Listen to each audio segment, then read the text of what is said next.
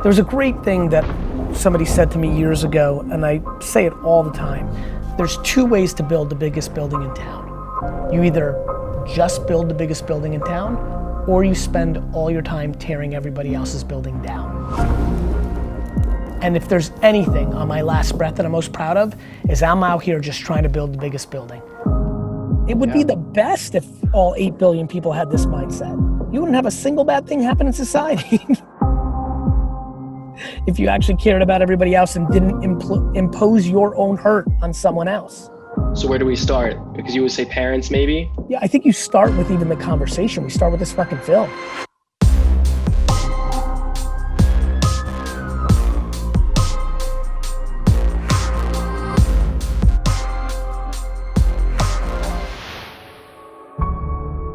I think about succeeding in one very simple story. There are two ways, my friends, to build the biggest building in town. Step number one, just build the biggest building in town.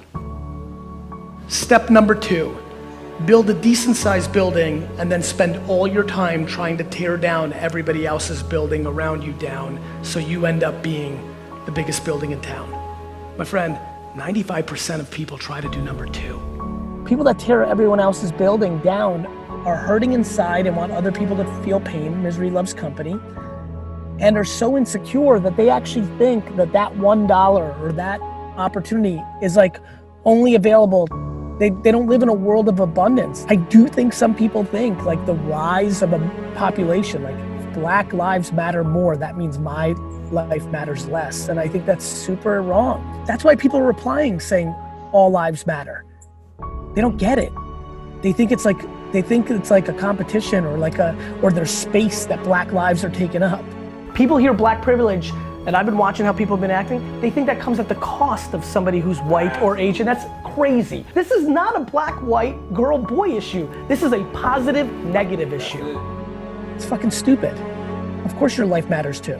How do you not understand that you should only be as happy as your most unhappy fellow human? That level of compassion, sympathy, empathy is fucking required for your own happiness. How in the world does anybody translate Black Lives Matter in their head as, no, but my life matters too. Yes. But like, that's why this is on my mind. Because when you see things happen socially, you know, it translates in my brain business-wise.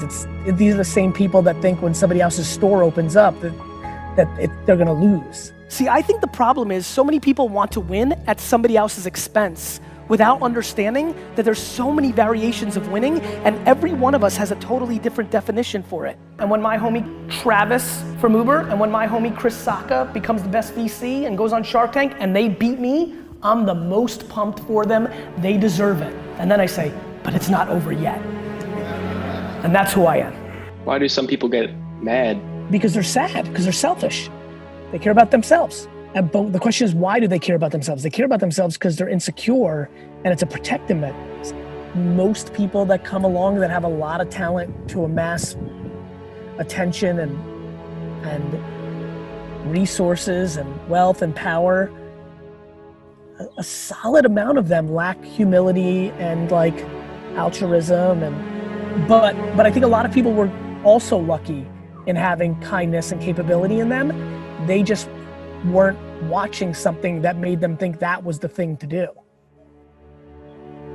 That's what this is all about, right? Like this is all about like, I'm not that special. There's actually millions of people in the last 100 years that had what I had.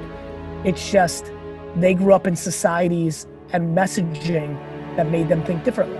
I think that Steve Jobs came along, became an icon, but the sad part of that narrative was he did not treat his employees well. He became an icon and the narrative became he got the most out of people by being a jerk, and that became romanticized. I could literally watch people that I knew who used to be nicer start treating employees like jerks because that's what Steve Jobs did. And a lot of people in Silicon Valley today run companies where they're mean because they think that's the right thing to do because they put Steve Jobs on a pedestal. I want my pedestal moment. I want to become that big. And what I want to come from that is that kids that aren't even born today think that they can build a $5 billion company and be a great guy or a great gal. And what I want to do is inspire two 14-year-old girls in Kansas City right now to build $1 billion company on having a bunch of employees hugging each other in the halls. I feel this crazy, weird sense of responsibility that I was given all this talent and capability. And I'm like, okay, I need to communicate like how I do it, because I do think I do it with a more empathetic, sympathetic, compassionate, human, good intent.